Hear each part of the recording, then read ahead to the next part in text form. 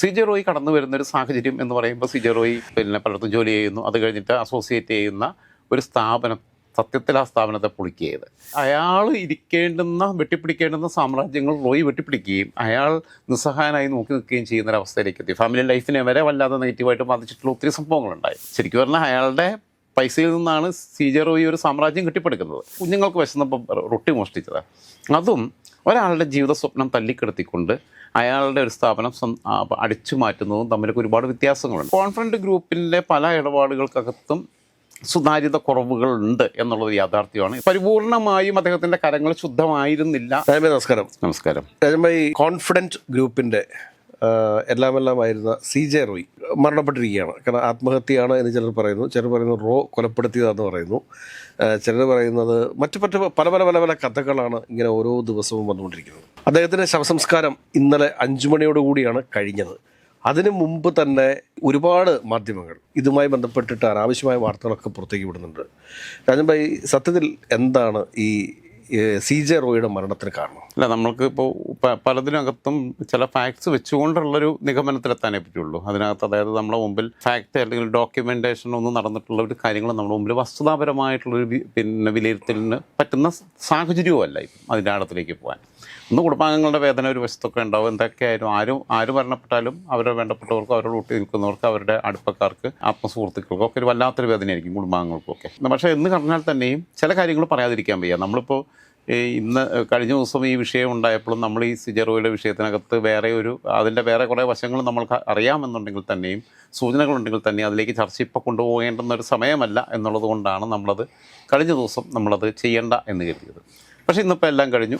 ഇനിയിപ്പോൾ ചില കാര്യങ്ങൾ കുറച്ചെങ്കിലും നമുക്കൊന്ന് സൂചിപ്പിക്കാതിരിക്കുന്നതിനകത്ത് അപാകതയുണ്ട്, അല്ലെങ്കിൽ നമ്മളിതിനെക്കുറിച്ചൊന്നും അറിയാത്ത ആളുകളാണ് എന്ന് മറ്റുള്ളവർ തെറ്റിദ്ധരിക്കുന്നു. കാരണം വരും തലമുറയ്ക്ക് മാതൃകയാക്കേണ്ടതും ആക്കേണ്ടാകാത്തതും ഉള്ള കാര്യങ്ങൾ അദ്ദേഹത്തിൻ്റെ ലൈഫിലുണ്ട്. അതായത് ഒരു മനുഷ്യൻ എങ്ങനെ ആവണമെന്നും എങ്ങനെ ആവരുതെന്നും രണ്ടും സി.ജെ. റോയിൽ നിന്ന് പഠിക്കാൻ പറ്റും എന്നുള്ളതാണ്. അത് പലരുടെയും ജീവിതത്തിൽ അങ്ങനെ പഠിക്കാൻ പറ്റും. ഇപ്പോൾ രാജൻപിള്ളയുടെ ലൈഫിനകത്താണെങ്കിലും ഒക്കെ ഉണ്ടായിട്ടുള്ള ഒരുപാട് സംഭവങ്ങളുണ്ട്. ഇതിനകത്തുള്ളൊരു വിഷയം എന്ന് വെച്ച് കഴിഞ്ഞാൽ ഇപ്പോൾ പലപ്പോഴും ഉണ്ടാകുന്നു ഈ ചിട്ടി കമ്പനികൾ തന്നെ പൊളിയുന്നത് എങ്ങനെയാണ്? ചിട്ടി കമ്പനികൾ പൊളിയുന്നു പറഞ്ഞു കഴിഞ്ഞാൽ ചിട്ടി കമ്പനിയിൽ അത്യാവശ്യം വരുമാനം വരുന്നു. ഈ കണ്ടോങ്ങളൊന്ന് ഇൻവെസ്റ്റ് ചെയ്തിട്ടേക്കുന്ന പൈസയാണ്. പക്ഷേ ഇപ്പോൾ നോക്കുമ്പോൾ ഇവൻ തോന്നുന്നതിനെല്ലാം അവിടെ നിന്ന് പൈസ വിഡ്രോ ചെയ്യും. ഈ ബിസിനസ്സിലെ മാനേജ്മെൻറ്റ് എന്ന് പറയുന്നത് ഒരു പ്രത്യേക കാര്യം തന്നെയാണ്. പല ആൾക്കാരും പലപ്പോഴും നമുക്കറിയാവുന്ന സുഹൃത്തുക്കളായിട്ടുള്ള ആൾക്കാർ തന്നെ 10,000, 3,000, 5,000 കോടിയുടെ അത്രയും കോടി രൂപയുടെ ടേൺ ഓവർ ഉള്ളവർ, അല്ലെങ്കിൽ അതിൻ്റെ അത്രയും പ്രോഫിറ്റ് ഉള്ളവർ വരെ അവർ പോലും ഈവൻ CSR ഫണ്ടിൽ നിന്നൊക്കെ എന്തെങ്കിലും കാര്യങ്ങൾ ചെയ്യാമെന്നല്ലാതെ അവർക്ക് മാസം ഇത്ര ലക്ഷം രൂപ ശമ്പളം തീരുമാനിച്ചിട്ടുണ്ടെങ്കിൽ ആ ശമ്പളം തീരുമാനിക്കുക എന്നല്ലാതെ അവിടുത്തെ കാര്യങ്ങൾ അവിടെ സിഇഒയും ബാക്കിയുള്ളവർ ചെയ്യുന്നുണ്ട്. അവിടുത്തെ ഡെയിലി ആക്ടിവിറ്റീസിൽ ഇവർ ഇടപെടാനേ പോകുന്നില്ല. അങ്ങോട്ട് ചെന്ന് കഴിഞ്ഞാൽ മറ്റൊരു സമ്മതിക്കത്തുമില്ല. ഓണറാണെന്നും പറഞ്ഞിട്ട് ഇറങ്ങിപ്പോകും. അപ്പം അതുകൊണ്ട് തന്നെ പലരും സ്വന്തം മക്കളെയൊക്കെ സ്ഥാപനത്തിന് തലപ്പത്തൊട്ട് ഇപ്പോൾ കൊണ്ടുവന്ന അങ്ങനെയുള്ള കാര്യങ്ങളുണ്ട്. അപ്പോൾ ഇതിനകത്ത് മണി മാനേജ്മെൻറ്റ് എന്ന് പറയുന്നൊരു വലിയ ഘടകമാണ്. രണ്ട്, സി.ജെ. റോയ് കടന്നു വരുന്നൊരു സാഹചര്യം എന്ന് പറയുമ്പോൾ സി.ജെ. റോയ് പലയിടത്തും ജോലി ചെയ്യുന്നു. അത് കഴിഞ്ഞിട്ട് അസോസിയേറ്റ് ചെയ്യുന്ന ഒരു സ്ഥാപനം, സത്യത്തിൽ ആ സ്ഥാപനത്തെ പൊളിക്കുകയത് ആ സ്ഥാപനത്തിനകത്ത് നിന്ന് പലതും പുറത്ത് നമുക്ക് വെളിപ്പെടുത്തി പറയാൻ പ്രയാസമുള്ളതും പറയാൻ പറ്റാത്തതുമായ കാര്യങ്ങൾ വരെ സംഭവിക്കുകയും അങ്ങനെ അതിൻ്റെ യഥാർത്ഥ ഇൻവെസ്റ്ററെ ശരിക്കും പറഞ്ഞു കഴിഞ്ഞാൽ അയാൾ കുത്തുവാള എടുക്കുന്ന അവസരം കുത്തുവാള എടുത്തെന്നല്ല ഞാൻ പറഞ്ഞത്, പക്ഷേ ട്രാപ്പിൽപ്പെടുത്തി അയാൾ വെട്ടിപ്പിടിക്കേണ്ടുന്ന സാമ്രാജ്യങ്ങൾ റോയ് വെട്ടിപ്പിടിക്കുകയും അയാൾ നിസ്സഹായനായി നോക്കി നിൽക്കുകയും ചെയ്യുന്നൊരവസ്ഥയിലേക്ക് എത്തി. ഫാമിലി ലൈഫിനെ വരെ വല്ലാതെ നെഗറ്റീവായിട്ട് ബാധിച്ചിട്ടുള്ള ഒത്തിരി സംഭവങ്ങളുണ്ടായി. അപ്പോൾ അത് സി.ജെ. റോയിക്ക് അതിലൊരു ഗിൽറ്റിൻ്റെ ഒരു അംശം ഒരു ഘട്ടത്തിലും ഉണ്ടായിരുന്നില്ല എന്നുള്ളതാണ് ഏറ്റവും പ്രധാനപ്പെട്ട കാര്യം. സി.ജെ. റോയ് അവിടെ നിന്ന് തുടങ്ങി ശരിക്കും പറഞ്ഞാൽ അയാളുടെ പൈസയിൽ നിന്നാണ് സി.ജെ. റോയ് ഒരു സാമ്രാജ്യം കെട്ടിപ്പടുക്കുന്നത്. ആ കെട്ടിപ്പടുക്കുമ്പം ബാംഗ്ലൂർ ബേസ് ചെയ്തിട്ട് ആ കെട്ടിപ്പടുക്കുകയും മറ്റവർ കുത്തുവാള എടുത്ത് തെരുവിലോട്ടായില്ല എന്ന് മാത്രമല്ല, കാരണം വേറെ കുറച്ച് അസറ്റ് ഉള്ളതുകൊണ്ട് അവർക്ക് പിടിച്ചു നിൽക്കാൻ പറ്റി. പക്ഷേ അവർ ഉണ്ടാക്കിയെടുത്തത് മുഴുവൻ സി.ജെ. റോയിയുടെ കയ്യിലോട്ട് അങ്ങായിപ്പോയി. പക്ഷേ സി.ജെ. റോയ് വിചാരിച്ചിട്ടുണ്ടെങ്കിൽ ഇവരുടെ എല്ലാ പ്രശ്നങ്ങളും പരിഹരിക്കാമായിരുന്നു. അതെ, സി.ജെ. റോയ് സി.ജെ. റോയ് 10-20 വർഷം കൊണ്ട് ആ മേഖലയിൽ ഒക്കെ ഉണ്ടായി ഇഷ്ടം പോലെ പൈസ ഉണ്ടായി കഴിയുമ്പം സി.ജെ. റോയിക്ക് അവിടെ ഞാൻ പറഞ്ഞൊരു മനുഷ്യനെ ചില ഘട്ടത്തിൽ ചിലപ്പോൾ എന്തെങ്കിലുമൊക്കെ ചെയ്തിട്ടുണ്ടെങ്കിൽ ഒരു കുറ്റബോധം ഉണ്ടാകുക എന്നുള്ളതാണ്. ഇപ്പോൾ വിശക്കുമ്പോൾ ഭക്ഷണം മോഷ്ടിക്കുന്നത് മനസ്സിലാക്കുക. ഇപ്പോൾ നമ്മൾ ജീൻ വാൾജീൻ്റെ കഥ വിക്ടർ ഹ്യൂഗോയുടെ പാവങ്ങൾക്കകത്ത് പഠിക്കുന്നുണ്ട്. കുഞ്ഞുങ്ങൾക്ക് വിശന്നപ്പോൾ റൊട്ടി മോഷ്ടിച്ചത്, അതും ഒരാളുടെ ജീവിത സ്വപ്നം തല്ലിക്കെടുത്തിക്കൊണ്ട് അയാളുടെ ഒരു സ്ഥാപനം അടിച്ചു മാറ്റുന്നതും തമ്മിലൊക്കെ ഒരുപാട് വ്യത്യാസങ്ങളുണ്ട്. അതിൻ്റെ വിശദാംശങ്ങളിലേക്ക് ഇപ്പോൾ നമ്മൾ പോകണ്ട, നമുക്ക് അടുത്ത ദിവസങ്ങളിൽ വിശദമായിട്ട് പറയാം. ഇപ്പോഴത്തെ സമയത്ത് നമ്മൾ ആഴത്തിൽ കീറി മുറിക്കുന്നതിനകത്തുള്ള ഒരു അനൗചിത്യം കൊണ്ടാണ് അങ്ങനെ പോകാത്തത്. ചില കാര്യങ്ങൾ കൂടി കിട്ടാനും ഉണ്ട്. അപ്പം സി.ജെ. റോയിയെ സംബന്ധിച്ചിടത്തോളം സി.ജെ. റോയിക്ക് ആ ഒരു കുറ്റബോധത്തിൻ്റെ ആവശ്യം ഉണ്ടായിരുന്നില്ല. ഇല്ലെങ്കിൽ അദ്ദേഹം പിന്നെ ഒരു ദൈവവിശ്വാസി കൂടിയാണല്ലോ, ദൈവവിശ്വാസിയാണ്. നിരീശ്വരവാദിയാണെങ്കിലും അവർക്ക് എത്തിക്സ് ഉണ്ട്, അവർക്ക് അവരുടേതായ ഒരു ആത്മീയതയുണ്ട്. അവർ സ്പിരിച്വൽ അല്ല എന്നുള്ള അഭിപ്രായമൊന്നും എനിക്കില്ല. ധാർമ്മികത എന്ന് പറയുന്ന ഒരു സാധനത്തെ മുൻനിർത്തിയിട്ടാണെങ്കിൽ CJ റോയിക്ക്, പിന്നെ പുള്ളി ഒരു പ്രാക്ടീസിങ് ക്രിസ്ത്യാനാണ്, പള്ളിയിലൊക്കെ പോകുന്ന ആളാണ്. അപ്പോൾ കുരിശ് വരയ്ക്കുകയും കുർബാന കൊള്ളുകയൊക്കെ ചെയ്യുന്ന ആളാണ്. അപ്പോൾ അങ്ങനെയൊക്കെ ചെയ്യുമ്പം ആ ദൈവത്തെ വിളിക്കുന്നതിന് മുമ്പ് സത്യത്തിൽ അത് ദൈവത്തിൻ്റെ അടുത്തല്ല മാപ്പ് പറയേണ്ടത്, ഈ മനുഷ്യൻ്റെ അടുത്ത് പോയി കണ്ടിട്ട് എന്താ എനിക്ക് ഇത്രയൊക്കെ നേട്ടങ്ങളുണ്ടാവാൻ കാരണം അന്നത്തെ ഒരു പ്രത്യേക സാഹചര്യത്തിൽ എൻ്റെ പ്രായത്തിൽ എനിക്ക് പറ്റിപ്പോയൊരു പിഴവാണ്, അതുകൊണ്ട് ഇത്രയും നിങ്ങൾ എടുത്തോളൂ എന്ന് പറഞ്ഞിട്ട് ഒരു കോൺവെർസേഷൻ കൊടുക്കാമായിരുന്നു എന്നുള്ളതാണ്. അതിനുള്ള അവസരങ്ങളൊക്കെ ഇഷ്ടംപോലെ മുമ്പിലുണ്ടായിരുന്നു. അപ്പം ഈ പണത്തിൻ്റെ വരവും അതുമായിട്ടുള്ള ആർത്തിയും ഒക്കെ കൊണ്ടൊരു പ്രത്യേക ലൈഫിലേക്ക് അങ്ങ് പോയെന്നുള്ള പുള്ളിയുടെ പല ഇൻ്റർവ്യൂസ് ഞാൻ ഇതുമായിട്ട് ബന്ധപ്പെട്ട് വിവരങ്ങൾ അറിഞ്ഞപ്പോൾ ഞാൻ ഇന്ന് റെഫർ ചെയ്തു നോക്കി. അപ്പോൾ അതിനകത്തൊക്കെ എനിക്ക് 37ാമത്തെ വയസ്സിൽ എനിക്ക് ഫ്ലൈറ്റ് ഉണ്ടായിരുന്നു, ചെറുവിമാനം ഉണ്ടായിരുന്നു എന്നൊക്കെ പറയുന്നു. പക്ഷെ അതിനകത്ത് തന്നെ ഒരു അവ്യക്തതയുണ്ട്. കാരണം പുള്ളിക്ക് ഇപ്പോൾ 57 വയസ്സോ മറ്റോ ആണ്. അപ്പം പുള്ളിയുടെ ഈ സാമ്രാജ്യം കെട്ടിപ്പടുത്ത് പിന്നെ സ്വന്തമായിട്ട് ഒരു എയർക്രാഫ്റ്റ് മേടിക്കാനുള്ള സാമ്പത്തിക ശേഷി അന്നുണ്ടായിരുന്നില്ല എന്നുള്ള ഈ യാഥാർത്ഥ്യമാണ്. 20 വർഷമായിട്ടുള്ളൂ. അതെ. അപ്പം പുള്ളി ആ സമയത്ത് ഇത് ഉണ്ടായിരുന്നു എന്ന് പറയും. പിന്നെ ഈ വിൻറ്റേജ് കാറുകളുടെ ശേഖരം അതൊക്കെ ഓരോരുത്തരുടെ ഹോബിയാണ്. പക്ഷെ വേറെ ഒരു തരം ജീവിതത്തിലേക്ക് പോയെന്നുള്ളത്. അപ്പം ഇങ്ങനെയുള്ള ആളുകളൊക്കെ നാട്ടിൽ, ഇപ്പോൾ എൻ്റെ നാട്ടിൽ ഒരാളുണ്ടായിരുന്നു, മരിച്ചുപോയി. അപ്പോൾ ഒക്കെ മഹിളാ കമ്മിറ്റിയുടെ പ്രസിഡൻ്റായിരുന്നു, നല്ല വെള്ളം അടിക്കുന്ന ആളുകളാണ്, ഒക്കെയാണ്. ഉള്ള പരിപാടികൾ മുഴുവൻ റിയൽ എസ്റ്റേറ്റിൽ എന്തെങ്കിലും തർക്കം ഉണ്ടായി കഴിഞ്ഞാൽ, അല്ലെങ്കിൽ ഏതെങ്കിലും ഒരു തന്നെ പിന്നെ അവൻ്റെ കച്ചവട സ്ഥാപനം എന്തെങ്കിലും ബിൽഡിങ്ങിൽ നിന്ന് ഒഴിപ്പിക്കണമെന്നുണ്ടെങ്കിൽ എല്ലാം ഗുണ്ടായിസം കാണിക്കും. പുള്ളി കൊട്ടേഷനായിട്ട് എടുക്കും. പുള്ളി പോയിട്ട് ഭീഷണിപ്പെടുത്തി കഴിഞ്ഞാൽ പിന്നെ ഇവരെ ഒഴിഞ്ഞു, എല്ലാം സെറ്റിൽമെൻറ്റാണ്, എല്ലാത്തിലേക്കും പോയി. അതിനെല്ലാം 2 കൂട്ടരടുത്തും പൈസയും മേടിക്കും. ഇതായിരുന്നു എല്ലാം നടത്തി. ഒരു സ്ഥലം ഒരാൾ കയ്യേറി കഴിഞ്ഞപ്പോൾ അതിനകത്തുള്ള പിന്നെ കോടിക്കണക്കിന് രൂപയുടെ മരം മുഴുവൻ വെട്ടി ലോഡും കയറ്റി കൊണ്ടുപോയി. ഇയാൾ 10-50 പേരെയും കൊണ്ടുപോയിട്ട് അങ്ങനെ ചെയ്ത ഒരാളാണ്. കാരണം അപ്പോൾ ആ സാധനം നരകിച്ചാണ് മരിക്കുന്നത്. അപ്പോൾ മരിച്ചു കഴിഞ്ഞപ്പം ഇയാളുടെ അടുത്ത് നിന്ന് ഗുണം കിട്ടിയ ആൾക്കാർ പോലും അതിനെക്കുറിച്ച് നന്ദി വാക്കിലല്ല എന്നോട് പലപ്പോഴും സംസാരിച്ചിട്ടുള്ളത്. അതിനെന്താ ഓനെ നമ്മൾ പൈസ കൊടുത്തിട്ടല്ലേ, നമ്മുടെ അടുത്ത് പൈസ മേടിച്ചിട്ടല്ലേ ചെയ്തത്, മോനൊക്കെ അങ്ങനെ തന്നെ ഉള്ളൂ, വെള്ളം ഇറങ്ങാതെയാവും എന്നൊക്കെ പറഞ്ഞ ആൾക്കാരുണ്ട്. അപ്പോൾ ഇതിനകത്തൊക്കെയുള്ളൊരു പ്രശ്നം എൻ്റെ എന്ന് പറയുമ്പം വല്ലാത്ത അവസ്ഥയിലേക്ക് പോകും. നിരപരാധികൾക്കും അങ്ങനത്തെ എൻ്റെ ഉണ്ടാവുന്നുണ്ടില്ല എന്നല്ല.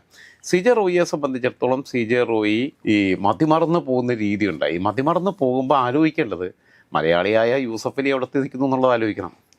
യൂസഫ് അലി എനിക്ക് അവിടെ വിമാനം ഇവിടെ വിമാനം എന്നൊക്കെ പറയാൻ നിന്ന് കഴിഞ്ഞാൽ യൂസഫ് അലിക്ക് അതിനെ നേരം ഉണ്ടാവുള്ളൂ. അല്ലെങ്കിൽ അവിടെ വില്ല ഇവിടെ വില്ല എനിക്ക് ഇത്രയും കാറെന്നൊക്കെ പറഞ്ഞു കഴിഞ്ഞാൽ അതൊന്നും പറയാൻ നിൽക്കാറില്ല പുള്ളി പൊതുവെ. വളർന്നു വന്ന വഴികളിലെ കഷ്ടപ്പാടുകളെക്കുറിച്ച് പറഞ്ഞിട്ടുണ്ട്, സാമ്രാജ്യം വെട്ടിപ്പിടിച്ചതിനെക്കുറിച്ചും. പക്ഷേ അതല്ലാതെ ഞങ്ങളൊക്കെ നേടി എന്ന മറ്റുള്ള ഇതൊക്കെ പോകാനൊരു നിമിഷം മതി. അല്ല, ഈ റോയി എന്ന് പറയുന്ന ആൾ ഒരിക്കലും അദ്ദേഹത്തിന് ദാരിദ്ര്യത്തെ കുറിച്ച് പറഞ്ഞിട്ടില്ല. ഇല്ല. പക്ഷെ യൂസഫ് അലിയും റോയും തമ്മിലുള്ള വ്യത്യാസം അതാണ്. അതെ. കാരണം ഈ റോയിയുടെ പിതാവ് ജോസഫ് ചിറ്റലപ്പള്ളി നമ്മൾ എടുത്ത് പറയേണ്ട കാര്യമാണ്. ഇപ്പോഴും വന്ന വഴികൾ മറക്കാത്തൊരു മനുഷ്യനുമാണ് അദ്ദേഹം. ഈ പിന്നെ ഒരു ഘട്ടത്തിൽ സ്വന്തം സ്ഥാപനത്തിലെ ജീവനക്കാർക്ക് ലോഡ് ഇറക്കാൻ പറ്റാതിരുന്നപ്പോൾ ഒരു കിഡ്നി, അയാൾക്ക് വേണമെങ്കിൽ എത്ര പേര് 100 പേരുടെ കിഡ്നി വേണമെങ്കിൽ അവയവദാനത്തിന് അവരെ പൈസ കൊടുത്ത് അവരെ കൊണ്ട് ദാനം ചെയ്യിപ്പിക്കാം. അവർ പൈസ കൊടുക്കുന്ന ആരും അറിയാതിരുന്നാൽ മതിയല്ലോ, പൈസ മേടിച്ച് ദാനം ചെയ്യാൻ പാടില്ല എന്നാണല്ലോ.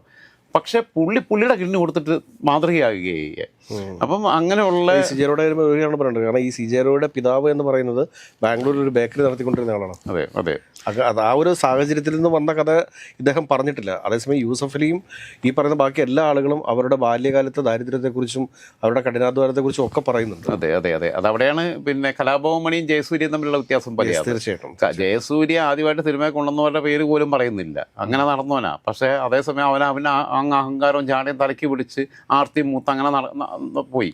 അതേസമയം കലാഭവൻ മണി വന്ന വഴികൾ പറയാറുണ്ട്. കലാഭവൻ മണി എൻ്റെ അച്ഛൻ അവിടെ അടുത്ത പറമ്പിലൊക്കെ പോയിട്ട് പണിയെടുത്ത, പിന്നെ ആ പറമ്പൊക്കെ ഞാൻ മേടിച്ചു എന്ന് പറയുമ്പോൾ അതിനകത്തൊരു അഭിമാനമുണ്ട്, അഹങ്കാരമല്ല. അതാണ് പാടി. അതെ, അത് അഹങ്കാരമല്ല, അഭിമാനമാണ്. അതൊക്കെ ഞാൻ മേടിച്ചു എന്ന് പറയുന്നത്. ഓട്ടോ പോലും ഓർമ്മയ്ക്ക് വേണ്ടി മേടിച്ച് ഞാൻ ഓട്ടോക്കാരനായിരുന്നു എന്ന് പറയുന്നതിൽ അഭിമാനം കണ്ടെത്തുന്നുണ്ട്. അപ്പോൾ ഇവിടെയാണ് ഞാൻ പറയുന്നത് മനുഷ്യൻ ഡൗൺ ടു എർത്ത് ആകുക എന്ന് പറയുന്നതിനകത്തൊരു വലിയ സംഭവമുണ്ട്. പക്ഷേ CJ റോയിയെ സംബന്ധിച്ചിടത്തോളം എന്ന് പറഞ്ഞു കഴിഞ്ഞാൽ CJ റോയിക്ക് സംഭവിച്ച പല കാര്യങ്ങളും. ഇപ്പം അദ്ദേഹത്തിൻ്റെ കോൺഫിഡൻറ്റ് ഗ്രൂപ്പിൻ്റെ ബ്രാൻഡ് അംബാസഡറായിട്ട് ഇടക്കാലത്ത് യേശുദാസ് നിന്നിരുന്നു. അപ്പോൾ യേശുദാസ് നിന്ന സമയത്ത് തന്നെ ഖത്തറിൽ വന്നു. അപ്പോൾ യേശുദാസിന് പണി കൊടുക്കണം എന്നുള്ളത് പത്രക്കാർക്ക് എല്ലാവർക്കും കാരണം പുള്ളിയുടെ തൊണ്ടയിൽ നിന്നുള്ള പിന്നെ വരുന്ന സ്വരമാധുര്യത്തെക്കുറിച്ച് നമുക്ക് ആർക്കും സംശയമില്ല. ആ ശബ്ദത്തോടൊപ്പം നിൽക്കാൻ പറ്റുന്ന, ആ സംഗീതബോധത്തോടൊപ്പം നിൽക്കാൻ പറ്റുന്ന മറ്റൊരു പുരുഷനും കേരളക്കരയിൽ ജനിച്ചിട്ടില്ല. അങ്ങനെ ഒരാൾ ജനിക്കുമെന്ന് ഞാൻ പ്രതീക്ഷിക്കുന്നുമില്ല. അത്ര കണ്ട് പുള്ളിയുടെ പാട്ടുകളെന്ന് പറഞ്ഞാൽ അങ്ങനെ തന്നെയാണ്.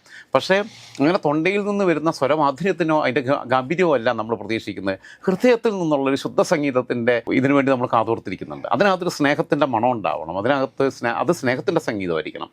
ആ രീതിയിൽ യേശുദാസ് അങ്ങേയറ്റം അഹങ്കാരിയായിരുന്നു. യേശുദാസിന് ഈ എഴുത്തുകാരൻ സക്രിയയെക്കുറിച്ച് ഞാൻ പറയാറുണ്ടാണ്. സക്രിയ ജീവിതത്തിൽ മര്യാദയ്ക്ക് എറിയേണ്ടടുത്ത് എറിഞ്ഞ് ഒരു സാധനം ഏറ് കൊള്ളിച്ച് വീഴ്ത്താനുള്ള കഴിവില്ലാത്തത് കൊണ്ട് എല്ലാ ഏറും പിഴച്ചുപോയി.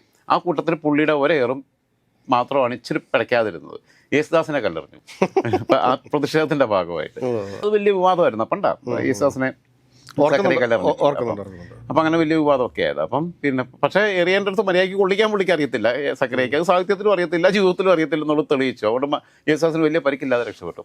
യേശുദാസ് വന്നിട്ട് കോൺഫറൻസ് ഗ്രൂപ്പിന് വേണ്ടിയിട്ട് ആളുകളെടുത്ത്, അതായത് യേശുദാസിനെ പോലെ ഒരാൾക്ക് അത്ര നിലവാരം കുറഞ്ഞ രീതിയിലൊരു ബ്രാൻഡ് അംബാസഡർ ലെവലിലേക്ക് പോകേണ്ടതില്ല. ക്ലാസ് ആയിട്ട് അത് ചെയ്യാം. ഇപ്പം മഞ്ജു വാര്യർ ചെയ്യുന്നുണ്ട്, പിന്നെ ഇവിടുത്തെ അമിതാഭ് ബച്ചൻ ചെയ്തിട്ടുണ്ട്, ബാക്കി എല്ലാവരും ചെയ്യുന്നുണ്ട് ഓരോ സ്ഥാപനങ്ങളുടെ ബ്രാൻഡ് അംബാസഡർ. ഇതിന് ഇന്ന ഗുണങ്ങളുണ്ട്, ഇതിനങ്ങനെ ഗുണമുണ്ട്, ഇതിനിങ്ങനെ ഗുണമുണ്ട്, ഇതല്ലാതെ വേറെ ഒന്നും ലോകത്തില്ല എന്നുള്ള മട്ടിൽ പോയിട്ട് പുള്ളി ഇരുന്നങ്ങ് പത്രസമ്മേളനത്തിൽ ഇരുന്നങ്ങ് പറഞ്ഞ് കോൺഫറൻസ് ഗ്രൂപ്പ് യേശുക്രിസ്തു ഉണ്ടാക്കിയാന്ന് മാത്രമേ പുള്ളി പറയാൻ ബാക്കിയുള്ളൂ, അല്ലെങ്കിൽ ഭഗവാൻ ശ്രീകൃഷ്ണൻ ഉണ്ടാക്കിയാന്നേ പറയാൻ ബാക്കിയുള്ളൂ. അത്രത്തോളം അങ്ങ് പറഞ്ഞു പോകണം. നമ്മൾ പത്രക്കാരെടുത്തിട്ട് ചൊറിയാൻ തുടങ്ങി. പ്ലാൻഡ് ആയിരുന്നു അത്. ഇയാൾ പ്രകോപിതനായി. ഞാൻ പറഞ്ഞ കോൺഫറൻസ് ഗ്രൂപ്പിൻ്റെ പല ഇടപാടുകൾക്കകത്തും സുതാര്യത കുറവുകളുണ്ട് എന്നുള്ളത് യാഥാർത്ഥ്യമാണ്. ഇദ്ദേഹം അവിടെ മേടിച്ചു കൂട്ടി ആദ്യം മേടിച്ച സ്ഥലം ഞാൻ പറഞ്ഞില്ല, യഥാർത്ഥത്തിൽ ഇദ്ദേഹത്തിന് ഇൻവെസ്റ്റ്മെന്റ് നല്ല അദ്ദേഹം തുടങ്ങുന്നത് വേറൊരുത്തൻ്റെ വിയർപ്പിൽ നിന്നും അവൻ്റെ സ്വപ്നത്തിൽ തല്ലിക്കെടുത്തിക്കൊണ്ട് അയാളെ പെരുവടിയിലേക്ക് ആക്കുന്നതിന് തുല്യമായിട്ടുള്ള ഒരു കാര്യം ചെയ്തുകൊണ്ട് അയാളുടെ കുഞ്ഞിനെ എടുത്തിട്ടാണ് ഇയാൾ അതിൽ നിന്നാണ് ജീവിതം കെട്ടിപ്പടുത്ത് തുടങ്ങുന്നത്. അതിനൊക്കെ കാലത്തിൻ്റെതായ ചില ശിക്ഷാവിധികളും കവിനിധികളും ഉണ്ട്. പിന്നെ ഇത്രയും പൈസയുള്ള ഒരാൾ ഇങ്ങനൊരു അന്വേഷണം വരുമ്പോഴത്തേക്ക് ആത്മഹത്യ ചെയ്യേണ്ടുന്ന ഒരാവശ്യമില്ല. ഇങ്ങനൊരാൾ അങ്ങനെ ആത്മഹത്യയിലേക്ക് അദ്ദേഹത്തിന് പോകേണ്ട ഒരു കാര്യവുമില്ല. കാരണം എന്താണെന്ന് വെച്ചാൽ അദ്ദേഹത്തെ സംബന്ധിച്ചിടത്തോളം കോടികളുടെ ആസ്തിയുണ്ട്. അദ്ദേഹം ഒരു മാൽ പ്രാക്ടീസ് നടത്തിയിട്ടില്ലെങ്കിൽ, ഒരു ഇല്ലീഗൽ ആക്ടിവിറ്റീസിനകത്ത് പാർട്ട്ണർ അല്ല എന്നുണ്ടെങ്കിൽ നിങ്ങൾ ചെക്ക് ചെയ്തോളാൻ പറയും, വേണമെങ്കിൽ ചായയൊക്കെ വരുത്തിച്ചു കൊടുക്കും. അങ്ങനെ ചെയ്യുക. ഇപ്പം അങ്ങനെ ചെയ്യുക. പിന്നെ ചെറിയ ചെറിയ പിഴവുകളൊക്കെ ഉണ്ടാവും. എപ്പോഴും നമ്മൾ പിന്നെ വണ്ടി ഇടതുവശത്തുള്ള ഓവർടേക്ക് ചെയ്യരുത്, നമ്മളെല്ലാം ചെയ്യുന്നുണ്ട്. എല്ലാവരും നിയമവിരുദ്ധ പ്രവർത്തനങ്ങളിൽ ഏർപ്പെടുന്നുണ്ട്. പക്ഷെ അതിൻ്റെ ഒരു പരിധി ഉണ്ടാവും. ആ പരിധിയിലുള്ളതാണെങ്കിൽ നമുക്ക് താങ്ങാൻ പറ്റും. ഇവർ ഇൻകം ടാക്സുകാരോ ബാക്കിയുള്ളവരോ ഏതെങ്കിലുമൊക്കെ ഡിപ്പാർട്ട്മെൻറ്റുകൾ, കേന്ദ്ര ഏജൻസികളോ ആരെങ്കിലുമൊക്കെ അന്വേഷിക്കാൻ വരുമ്പോൾ എനിക്കതിനെ മറികടക്കാൻ പറ്റുമെന്ന് കോൺഫിഡൻസ് ഉള്ള ഒരാൾ ആത്മഹത്യയിലേക്ക് പോവില്ല. കാരണം ബിസിനസ് നടത്തുന്നവൻ ഇതെല്ലാം പ്രതീക്ഷിച്ചാണ് നിൽക്കുന്നത്. അപ്പോൾ അവൻ അതിനൊക്കെ വേണ്ട കാര്യങ്ങൾ പിന്നെ അവനെ CA വിളിക്കുന്നു, ഇതല്ലെങ്കിൽ ബാക്കിയുള്ളവരെ വിളിക്കുന്നു, അല്ലെങ്കിൽ അന്നിനി ഇപ്പോഴത്തെ എന്തെങ്കിലും കണ്ടെത്തി പിടിച്ചു കൊണ്ടുപോയാലും അടുത്ത ദിവസം എനിക്ക് ഇറങ്ങാമെന്നുള്ള കോൺഫിഡൻസ് വരുന്നു. ആ രീതിയിൽ ഇതിനെ ഫേസ് ചെയ്യാൻ പറ്റും. ഇത് ഞാൻ കെട്ടിപ്പൊക്കിയതെല്ലാം ഇവിടെ തകരാൻ പോകുന്നു എന്നുള്ള തോന്നലിൽ നിന്നാണ് ആത്മഹത്യയിലേക്ക് എത്തുന്നത്. അല്ലാന്നുണ്ടെങ്കിൽ കാരണം കോടികളുടെ ഉണ്ട് അതിനകത്ത്. ഇനി ഇപ്പോൾ എന്തെങ്കിലും പിന്നെ ഏതെങ്കിലും ഒരു സംഭവത്തിനകത്തൊരു ടാക്സ് വെട്ടിപ്പ് കണ്ടെത്തി, അല്ലെങ്കിൽ വേറെ എന്തെങ്കിലും പ്രൊജക്റ്റിൻ്റെ ഇത് കൃത്യമായിട്ട് കാണിച്ചില്ല എന്നുണ്ടെങ്കിൽ ഒരു പ്രൊജക്റ്റല്ലേ ഉള്ളൂ, 100 കണക്കിന് പ്രൊജക്റ്റുകളുണ്ടല്ലോ പുള്ളിക്ക്, പൈസ ഇഷ്ടം പോലെ ഉണ്ടല്ലോ. അപ്പോൾ അങ്ങനെ പറയുന്ന ഒരാൾക്ക് ഈ ആത്മഹത്യയിലേക്ക് പോകണമെന്നുണ്ടെങ്കിൽ ഞാൻ കുടുങ്ങാൻ പോകുന്നു എന്നുള്ളതാണ്. ആ കുടുങ്ങാൻ പോകണമെന്നുണ്ടെങ്കിൽ കുടുങ്ങുന്ന പണി ഞാൻ ചെയ്തിട്ടുണ്ട് എന്നുള്ളതും കൂടിയാണ് അതിനർത്ഥം. അങ്ങനെയും കൂടെ ഉണ്ട്. എന്തോ വേണ്ടാത്ത കാര്യങ്ങൾ ചെയ്തിട്ടുണ്ട്, അതിനകത്ത് അവ്യക്തതകളുണ്ട്, അത് നിയമവിരുദ്ധമായ പ്രവർത്തനമാണ്, അത് ചെയ്തതുകൊണ്ട് അത് പിടിക്കും. ഇനി എൻ്റെ ശിഷ്ടകാലം ജയിലിൽ കിടക്കുന്നതിനേക്കാൾ ഭേദം ആത്മഹത്യ ചെയ്യുന്നതാണ്, അത് സങ്കല്പിക്കാൻ പറ്റാത്തൊരവസ്ഥയിൽ എന്നുള്ളതാണ് വരുന്നത്. അപ്പോൾ ഇതിനകത്തുള്ളതെന്ന് എന്ന് പറഞ്ഞു കഴിഞ്ഞാൽ ഇതിനകത്ത് ദുരൂഹതകളുണ്ട്, നിഗൂഢതകളുണ്ട്. നമുക്ക് ഏറെക്കുറെ കാര്യങ്ങളൊക്കെ നമുക്ക് ബോധ്യമുണ്ട്. സിബിക്കും അറിയാം, എനിക്കും അറിയാം, കുറേ കാര്യങ്ങളൊക്കെ ബോധ്യമുണ്ട്. എന്തായിരുന്നാലും നമുക്കതിൻ്റെ ബാക്കിയുള്ള പിന്നെ ഇപ്പോൾ അതിന് പറ്റിയ ഒരു സമയമല്ലാത്തത് കൊണ്ട് അതിൻ്റെ ആഴത്തിലേക്ക് പോകാതിരിക്കുന്നതാണ്. ഇപ്പോൾ പ്രേക്ഷകർക്കിടയിലേക്ക് തൽക്കാലം നമ്മൾ ഇത്ര മാത്രം മെസ്സേജ്, അത്ര പരിപൂർണമായും അദ്ദേഹത്തിൻ്റെ കരങ്ങൾ ശുദ്ധമായിരുന്നില്ല എന്ന ഒരു യാഥാർത്ഥ്യം അവിടെ നിലനിൽക്കുന്നുണ്ട് എന്ന് മാത്രം പറഞ്ഞുകൊണ്ട്, അതായത് ഭാവി തലമുറയ്ക്ക് ഇദ്ദേഹത്തിൽ നിന്ന് പഠിക്കാനുള്ളത് ഇങ്ങനെയാണ്. ഒരു ബിസിനസ് നടത്തുമ്പോൾ ഒന്ന് നമ്മൾ വേറൊരാളെയും വഞ്ചിച്ചുകൊണ്ടിരിക്കും. വിശക്കുന്നവൻ ഭക്ഷണം മോഷ്ടിക്കുന്നതിന് കുഴപ്പമില്ല, അല്ലാതെ എനിക്ക് പെട്ടെന്ന് പണക്കാരനാവാനും എനിക്ക് വലിയ വ്യവസായി ആവാനും വേറൊരുത്തൻ്റെ ജീവിതത്തിൽ പിന്നെ അവൻ്റെ സ്വപ്നങ്ങളിൽ കരിയോയിലൊഴിച്ചിട്ട് അവൻ്റെ ജീവിതം നശിപ്പിച്ചിട്ട് ഉണ്ടാക്കുന്ന എല്ലാവർക്കും അങ്ങനെ പോയാൽ അവരുടെ ഇതൊന്നും ആസ്വദിക്കാൻ പറ്റാതെയായിരിക്കും എന്ന ഒരു പാഠം തന്നെയാണ് ഇതിൽ നിന്ന് നൽകുന്നത്. മറ്റൊന്ന്, ഒരാൾക്ക് എങ്ങനെ ബിസിനസ് കെട്ടിപ്പടുക്കാമെന്നുള്ളതിനകത്ത് നല്ല വശങ്ങളും സിജറോയുടെ ജീവിതത്തിൽ നിന്ന് പഠിക്കാനുണ്ട്. പക്ഷേ എല്ലാ നല്ല വശങ്ങളെയും മറച്ചു വെക്കുന്ന രീതിയിലുള്ള, അതിനെ മറികടക്കുന്ന രീതിയിലുള്ള ഒരു മോശപ്പെട്ട വശവും കൂടെ അദ്ദേഹത്തിൻ്റെ ലൈഫിൽ നിന്ന് നമുക്ക് പാഠമായിട്ട് പഠിക്കാനുണ്ട്. ഭാവി തലമുറയ്ക്ക്, പുതിയ ബിസിനസ് സംരംഭകർക്ക് മുമ്പിൽ ഒരു പാഠപുസ്തകമായി CJ റോയിയുടെയും വിജയ് മല്യയുടെയും ഇവരുടെ എല്ലാം ജീവിതം അങ്ങനെ ഒരു പാഠപുസ്തകമായി തന്നെ നിൽക്കണം. അതിൽ നിന്ന് പാഠം പഠിച്ചുകൊണ്ട് വേണം നിങ്ങൾ സംരംഭങ്ങൾ തുടങ്ങാൻ എന്നുള്ളതാണ് എനിക്ക് പുതുതലമുറയോട് പറയാനുള്ളത്.